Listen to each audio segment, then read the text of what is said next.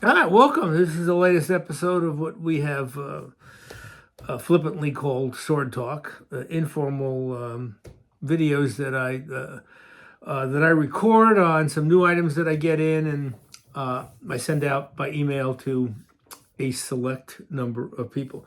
None of this goes out on my website or on social media, so we don't have 1.2 million people. We actually have, as of today, 12 people are going to be 12 people are going to be receiving this video, or more, I guess, as these things become popular.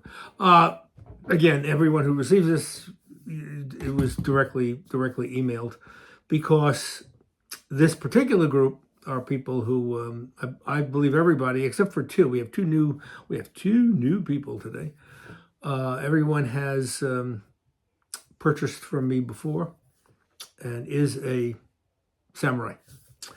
So I'm very excited about what just came in this week, and so I wanted to share it with you. It starts with the Shogun, period. This is a book called In the Service of the Shogun that one of you, my Virginia samurai friend, good friend, sent me. I've always wanted to have a sword of the Shogun court. Came close, way too expensive. Wasn't sure it would be right for my antique business. I don't like to spend too much money on the antiques unless they're really, really historically significant. It ties up too much capital, and I'm not always sure, that I can sell it for what it's worth. So I've only done that once or twice where I've really got exorbitant. The other times I'm looking for a bargain from my people in Japan who send me notices of families that are getting rid of heirlooms and or collectors where I can do a better price. Can't do anything retail. They're just way too expensive. Anyway, it's got this book, In the Service of the Shogun. The court of the Shogun, the imperial crest was the hollyhock. And I've been searching for the right piece to add to the antique inventory, and I have it. I bought it actually 2.5 months ago. It took that long to get exit permits to get out of customs. It has, of course, the paperwork like all my antiques. All my swords have. All the antiques have.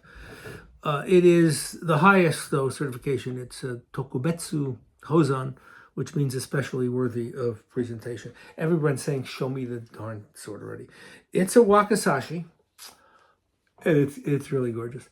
And it's got, it's a member, high-ranking member of the court. It's got the Minuki on the beautiful manta ray skin.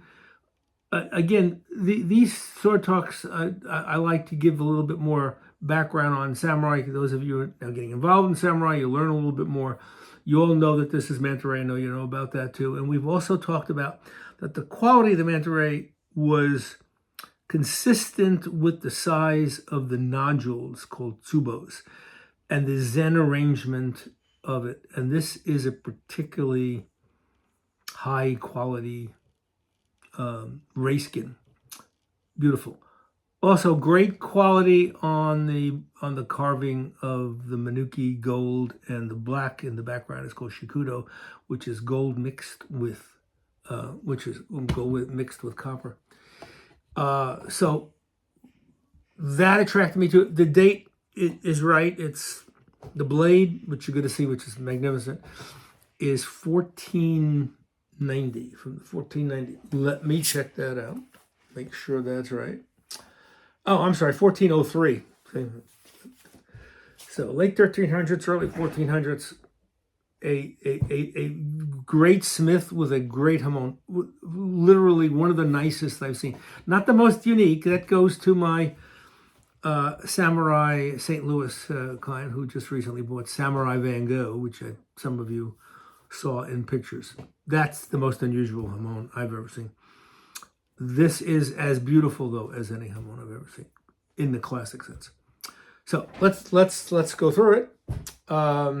It's Wakizashi, so I can get better bargains on Wakizashis than I can the katanas.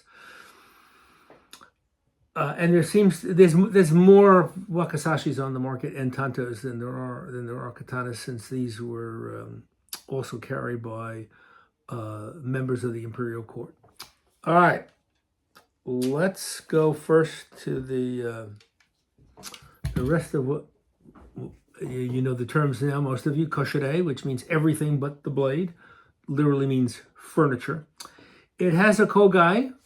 A kogai is a utility tool that was used. Sometimes they're split to their chopsticks. Even when they were single, they were used for eating. They were also used to tuck the hair in under the cap. The ends of it are curved. They were used to clean the ears, clean the fingernails. That was the original intent of a kojai. As they got more ornamental, and the wakizashis, katanas, and tantos were used to exhibit your status and wealth, they certainly weren't used for that. They were just used for looking good and making very, very nice carvings on it. This particular owner, and there's some really unique spots on this on this piece, which is why I bought it. I'm always looking for something unique as well as beautiful. But this was somebody who said, yeah, I'm more important than you are. So everywhere is the crest. We saw it on the handle, the manuki. This is on the kojai. We're going to see it later on the tsuba. On the flip side is the kozuka. Now, the kozuka was a utility knife. This one doesn't remember, this is the one that goes, this side is the one that goes inside, so nobody gets to see this. This is the show side, omote, because all samurai were right-handed, so this was carried on the left-hand side of the body. And the design on this is really exquisite too. It's a torii gate. The torii gate is, of course, the Buddhist and Shinto symbol of the borderline between material world, spiritual world, entrance to temples and shrines and so on. And it's beautifully rendered here in silver and gold. It has other Buddhist symbols on it, including the beginning of the new moon and a bridge. Nice symbols on that. The finish, of course, is the urushi, the hard lacquer that protects the blade from sun, dust, and dampness. Use my cloth here. I'll use my glove. I don't know if you can see the design of the blade. This is always the toughest thing kind of to see. But it's a great hamon. Not a good hamon, it's a great hamon. It's classic. There. This comes with an art restoration, a report from Japan's top group. The previous owner had that done some years before. It also has a habaki. It's called a double habaki when it's done like that in two separate pieces. But I don't know if you can see that, it's a gold checkerboard on the inside piece. I have never seen that before. My samurai expert has never seen it before. It's got more of the crest on the side. It's got more of the crest on the tsuba. Like I said, this is a guy who said, yeah, I'm with the in crowd and you're not.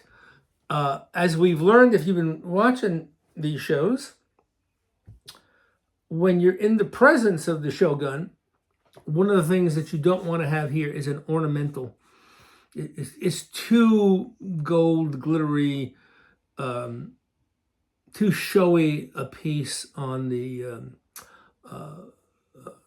kashara, on the Fuji kasharas.